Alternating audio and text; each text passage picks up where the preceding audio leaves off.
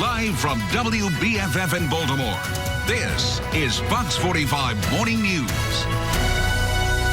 Former coach Brian Flores is suing the NFL and 3 teams alleging discrimination during his interview process with Denver and New York and his firing last month by Miami. This morning, sports agent Doug Eldridge, founder of DLE Agency and Achilles PR, joining us live to weigh in on the lawsuit, what this means for the NFL. We've got a lot to unpack here, Doug. Good morning. Let's go ahead and start with the racial allegations. What's your reaction to the claims there? Well, the NFL is in a tough spot, Megan, not because it's implicitly or institutionally racist, but because in this instance, the optics and the statistics really overlap in the middle. When you look at the 58, 60 pages of Flores' lawsuit, he alleges both specific and systemic instances of either malfeasance or nonfeasance, which when you really start to step back, look as if where there's smoke, there's fire. So the NFL is really on its back foot and in the unenviable position of having to prove its innocence. And in this context, essentially prove that it's not racist. Right. Very hard task. At the same time, in Miami, Flores claiming that the Dolphins owners tried to get him to lose games on purpose to try and get a better draft pick here. Obviously goes against everything the league stands for. What does this mean for the NFL? Well, one of the terms that we've heard even preceding COVID, but it really came to the forefront during COVID when the question became, oh my gosh, what if an entire starting offensive room tests positive?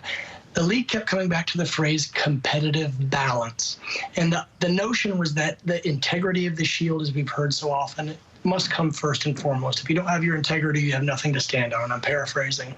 But what you're asking really calls into question the competitive balance and the underlying integrity. Now, ultimately, if you pull on the thread hard enough, it might go toward a federal investigation, because what you're talking about, especially since sports gambling has become legalized, is essentially the throwing of games. Now, for those of us that work in and around the business, we've known that tanking has been part of the process unofficially as long as sports have existed, at least when there's a draft or free agency involved.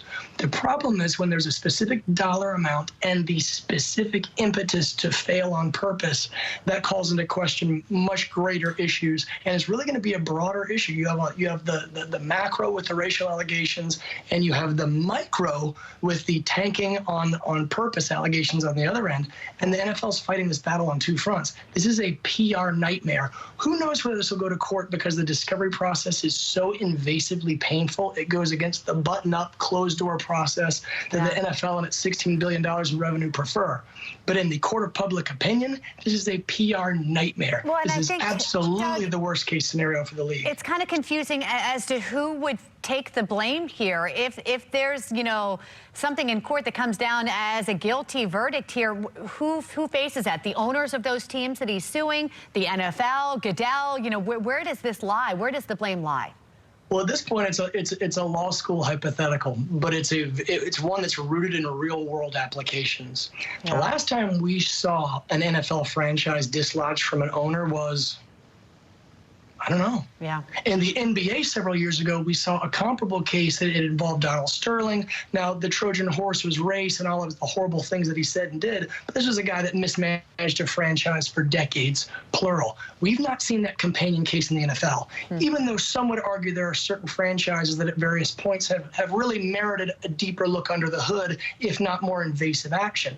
Now, would this rise to that level? It's hard to say, Megan, because we don't have that established level by which to judge these actions. Right. And it's incredibly important that we underscore the fact that at this point, all of this is allegations. Exactly. All of this. You have one side that's presented their allegations, no exchange of evidence, much less discovery process, let alone, a defense being presented. But again, that's why I said from the outset, the NFL is in an unenviable position because the optics and the statistics meet in the middle. On the racial side, you only have 4 minority coaches of 32 teams. The hiring process is certainly not trending in the right direction in that regard. But the deeper concern, arguably, is the cash specifics for targeted tanking. That's going to be a real problem for the league, especially as they put their shoulder to the millstone as it relates to legalized sports gambling, because that would completely throw the competitive balance. Completely. That's in some sense a more specified and perhaps more serious charge to fend off. Doug, I know we're just scraping the surface, but thank you for your time this morning.